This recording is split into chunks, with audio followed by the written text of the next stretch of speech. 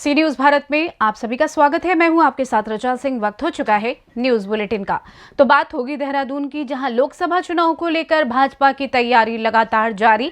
साथ ही चर्चा होगी खंडवा की, जहां ओंकारेश्वर के गोमुख घाट पर कर्मकांडे ब्राह्मण के साथ हुए दुर्व्यवहार को लेकर ब्राह्मण समाज में भारी आक्रोश। और बात होगी पीलीभीत की, जहां मझूला में किया गया निःशुल्क मेडिकल कैंप का आयोजन। और भी तमाम खबरों पर आइए करते हैं विस्तार से चर्चा।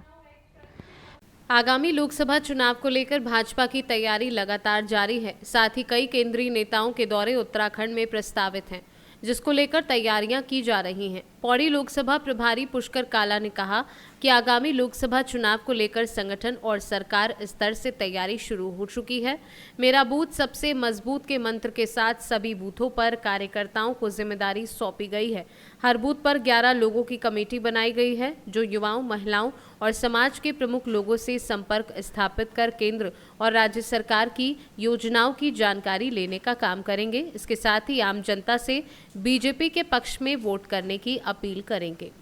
इस तरह से एक बूथ पर टारगेट दिया गया, तो इस तरह से किस तरह से आप लोग सारा मैनेज कर? हमारे यहाँ बूथ की जो रचना है उसमें आप लोगों को पहले ही जानकारी में हम लोग हमारी पार्टी ने दे दिया था कि हम 11 लोगों की बूथ कमेटी होती है, जिसमें महिला संपर्क से, युवा संपर्क से लेकर के सामाजिक समीकरणों से लेकर के और सामाजिक जो प्रमुख व्यक्ति समाज के अंदर रहने वाले थे उनसे संपर्क करने वाला पदाधिकारी से सभी तरह के पदाधिकारी नियुक्त करके बूथ पर। अब हम पन्ना प्रमुख है, हमने की रचना भी हमारी पूरी हो चुकी है। मैंने पहले भी आपसे कहा कि हमारे पन्ना प्रमुख तक बन चुके हैं। हम जिनके माध्यम से बूथ पर 370 प्लस का लक्ष्य हमें दिया है उसको हम पूरा करें। देहरादून से सीनू संवाददाता मैथिली आनंद की रिपोर्ट। कर्मकांडी ब्राह्मणों के अपमान को लेकर ब्राह्मण समाज एकत्रित होने लगा है। सभी ने एक स्वर में इस घटना का विरोध करते हुए सार्वजनिक माफी मांगे जाने की मांग करते हुए ओंकारेश्वर बंद व अनिश्चितकालीन आंदोलन करने की बात कही है। पंडित सुनील शर्मा ने कहा कि यही घटना अगर किसी मुसलमान के साथ नमाज के समय घटित होती तो प्रशासन नतमस्तक होकर खड़ा रहता है। जब कर्मकांडी ब्राह्मण के साथ तीर्थ में इस प्रकार का व्यवहार करना निंदनीय है।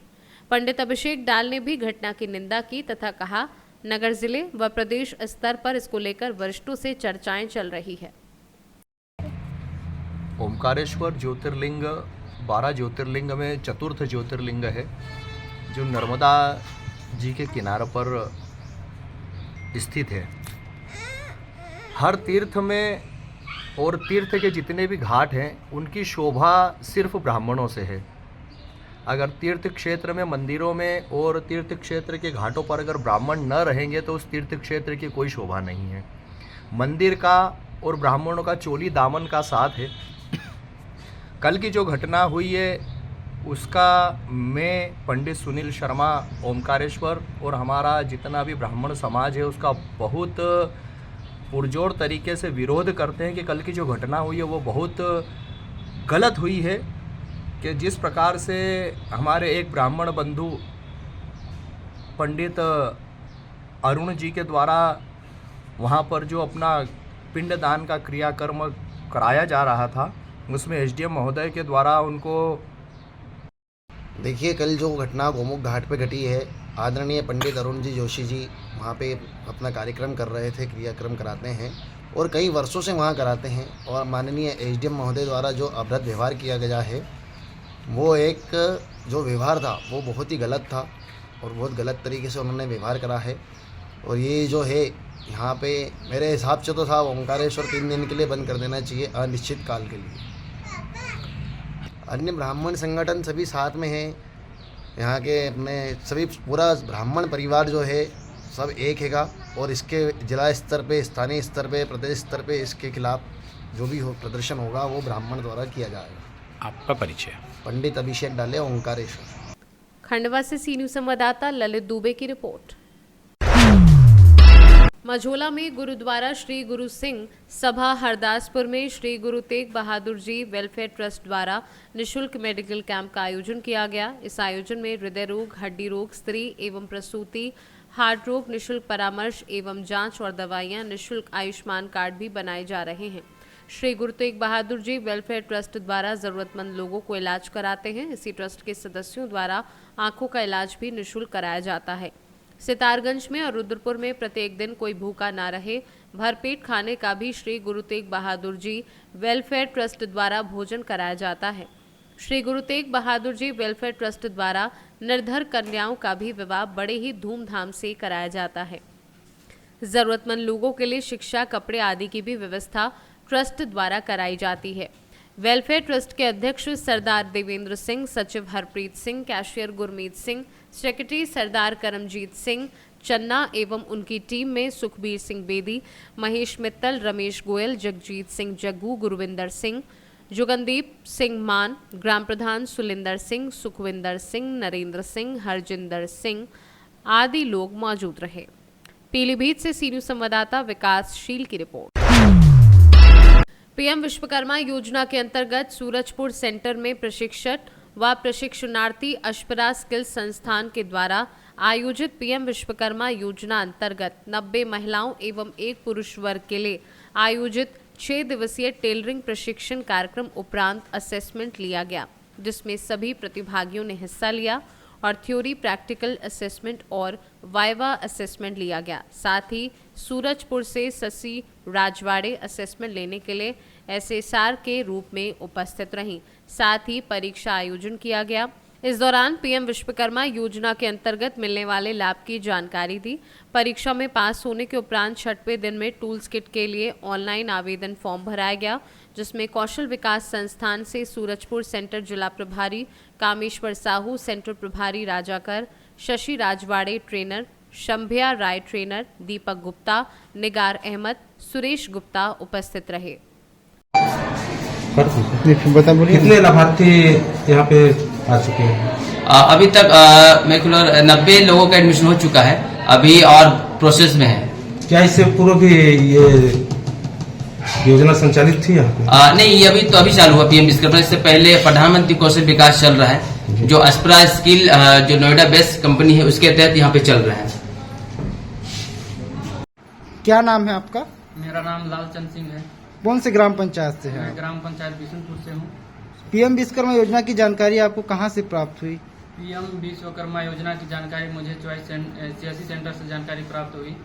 पीएम विश्वकर्मा योजना की जब जानकारी प्राप्त हुई, जब प्रशिक्षण के लिए आप आ रहे हैं यहाँ पे, आपको प्रशिक्षण में क्या सिखाया जा रहा है? प्रशिक्षण में हमें सिलाई के बारे में और जितने मशीन के पार्ट्स होते हैं उसके बारे में बताई गई। पीएम विश्वकर्मा योजना के तहत जो आपको लाभ मिलेगा, क्या आप उससे अवगत हैं? किन किन लाभ के बारे में यहाँ बताया गया है पीएम विश्वकर्मा योजना के तहत? पीएम विश्वकर्मा योजना के तहत हमें फर्स्ट हमें तो 1000 रुपये तक का यात्रा भत्ता दिया जाएगा और 500 पर डे दिया जाएगा और 15,000 तक का टूल किट भी मिलेगा। उसके बारे में जानकारी प्राप्त हुआ और 1 लाख तक का लोन मिलेगा। पीएम विश्वकर्मा योजना को आप युवाओं के लिए किस रूप में देखते हैं? पीएम विश्वकर्मा योजना युवाओं के लिए कितना लाभकारी हो सकता है, क्या लगता है आपको? पीएम विश्वकर्मा योजना से हमें बहुत सारे लाभ मिल सकते हैं, जैसे कि हम स्वयं का रोजगार प्राप्त कर सकते हैं। क्या नाम है आपका? दुसीता राजवाड़े। कहाँ से हैं आप? ग्राम पंचायत क्योरा। पीएम विश्वकर्मा योजना के तहत आप यहाँ शिक्षण प्रदान कर रही हैं। कितने दिनों से आप यहाँ शिक्षण के लिए आ रही हैं? आज मेरा दूसरा दिन है। किस प्रकार की शिक्षण व्यवस्था है यहाँ पे? क्या सिखाया जा रहा है आप लोगों को? हम लोग को यहाँ पर सिलाई मशीन चलाने के लिए सिखाया जा रहा है। मशीन में कितने पार्ट होते हैं, कितने टूल किट होते हैं, उनका जानकारी, कौन सा टूल कितना कौन सा काम आता है, इसके बारे में बताया जा रहा है।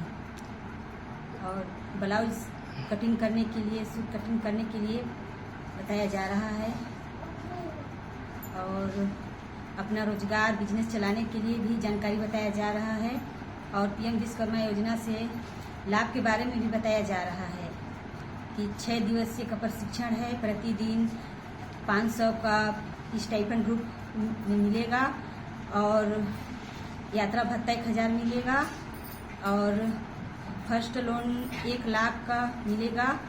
18 सूरजपुर से सीनियर संवाददाता सुरेंद्र साहू की रिपोर्ट। खबर बक्सर से है, जहां डुमराव के बीएमपी परिसर में एक जवान ने फांसी लगाकर अपनी जीवन लीला समाप्त कर ली। वहीं जब लोग घटनास्थल के समीप पहुंचे तो उसका शव बैरक के सामने पेड़ पर रस्सी से झूलता हुआ मिला। जवानों ने इसकी सूचना पुलिस को दी। सूचना मिलते ही पुलिस महकमे में हड़कंप मच गया। आनंद फानंद में पहुंची डुमराव थानाध्यक्ष सह प्रशिक्षु डीएसपी अनीश राणा और अपर थानाध्यक्ष संजीत शर्मा ने बीएमपी के जवानों के साथ शव को नीचे उतरवाया और उसे पोस्टमार्टम के लिए बक्सर भेजा।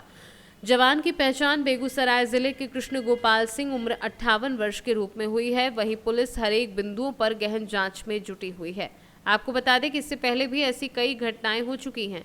जून 2022 को बीएमपी 4 के एक जवान भोला प्रजापति का शव संदिग्ध हालात में बक्सर के डुमराव स्थित ट्रेनिंग सेंटर में पाया गया था। मरने वाले जवान गया का रहने वाला था। वहीं पिछले साल 2023 में भी डुमराव अनुमंडल स्थित बीएमपी 4 में एक एसआई की मौत हो गई थी। एसआई शंकर राम कैमूर जिला के भभुआ के रहने वाले थे और अब इस साल 2024 में एक और जवान की संदिग्ध मौत हुई है। आइए जानते हैं इस घटना पर सूर्योदय सिपाही का क्या कुछ कहना है। बीएमपी कैंप में जिस तरह से सुसाइड किए, कैसे आप लोगों को जानकारी हुई? हमारे मेजर साहब फोन किए कि ऐसा ऐसा घटना हो गया है, कृष्णदेव से फांसी लगा लिए हैं, उनका लाश उगोरने के लिए हमको सूचना मिला। हम आके लाश को उगोर रहे थे। थाना आया, थाना आके लाश को उतारे, तब फिर हॉस्पिटल ले आने, हॉस्पिटल से फिर बताया गया कि अब नहीं रहे, तो फिर पोस्टमार्टम के लिए बक्सर लाया गया। ये कितने दिन से वहाँ पदस्थापित थे? करीब करीब 8-9 साल से है पदस्थापित। अभी बताया जा रहा है कि इनका ट्रांसफर भी हो गया था। ट्रांसफर हो गया था बेगूसराय। तो गए नहीं थे? गए नहीं थे। रात में कहाँ थे ये? अब वो तो हम नहीं जान सकते हैं, हम दूरी में रहते हैं, CIT में रहते हैं। क्या नाम आपका? परिचय आपका? मेरा सूर्योदय क्या है? सिपाही। कहाँ पे? ये बिफोर। बक्सर से सीनियर संवाददाता वरुण मिश्रा की रिपोर्ट। संत रविदास कालका मंदिर लूहर गांव से संत रविदास जी की पूजा अर्चना के बाद शोभा यात्रा निकली। शोभा यात्रा लूहर गांव से प्रारंभ होकर रानीपुर संत रविदास मंदिर पर पहुंची। वहां से डीजे ढोल नगाड़ों के साथ शोभा यात्रा का शुभारंभ हुआ, जिसका नगर पंचायत चेयरमैन मीना अयोध्या प्रसाद भज्जू खरका, पार्षद सुरेश अहिरवार, पार्षद चंद्र, पार्षद आशीष राय, पार्षद देवेश श्रीधर, पार्षद धर्मेंद्र नकड़ा ने कराया। समाज के लोगों ने सभी अतिथियों का टीका लगाकर बैच लगाकर सम्मानित किया। वहां से शोभा यात्रा पहले पुलिस चौकी पहुंची, उसके बाद मेन चौराहा होते हुए बस स्टैंड के लिए प्रस्थान की। वहां से चलकर शोभा यात्रा शिवालय मंदिर से होकर देवरी सिंहपुरा पहुंची। वहां संत रविदास मंदिर पर शोभा यात्रा का समापन हुआ। शोभा यात्रा में चक्रवर्ती सम्राट अशोक, महात्मा गौतम बुद्ध, स्वामी विवेकानंद, शिक्षा की देवी माता सावित्री बाई फुले, काशीराम बाबा भीमराव अम्बेडकर की फोटो लेकर चल रहे थे। वहीं समाज के बच्चे झंडे लेकर डीजे की धुन पर नृत्य करते चल रहे थे। संत रविदास की जयकारों से नगर गूंज उठा। शोभा यात्रा में पूर्व विधायक प्रागीलाल अहिरवार, लखन जैन, बजा, अखिलेंद्र अहिरवार, हरीश चंद्र खरका, पार्षद मनोज अहिरवार, मधु सहित सैकड़ों की संख्या में महिलाएं पुरुष उपस्थित रहे। झांसी से सीनियर संवाददाता चंदू राइन की रिपोर्ट। खबर महाराष्ट्र से है, जहां लोकरवाडी में जिला परिषद प्राथमिक स्कूल में शाला शिक्षण समिति के अध्यक्ष और मुख्य शिक्षक संतोष शिरगुरवार के मार्गदर्शन में सांस्कृतिक कार्यक्रम का आयोजन किया गया। कार्यक्रम का शुभारंभ क्रांति ज्योति सावित्री बाई फुले और महामानव की प्रतिमाओं को पुष्पांजलि अर्पित करके किया गया। कार्यक्रम में स्कूल के नन्हे मुन्ने बच्चों ने भाग लिया और देशभक्ति, मराठी, हिंदी गीतों के साथ मनमोहक प्रस्तुति पेश की। कार्यक्रम में शिक्षण समिति के पदाधिकारी, सभी शिक्षक, सम्मानीय अभिभावक उपस्थित रहे। महाराष्ट्र से सीनियर संवाददाता गणेश खड़से की रिपोर्ट।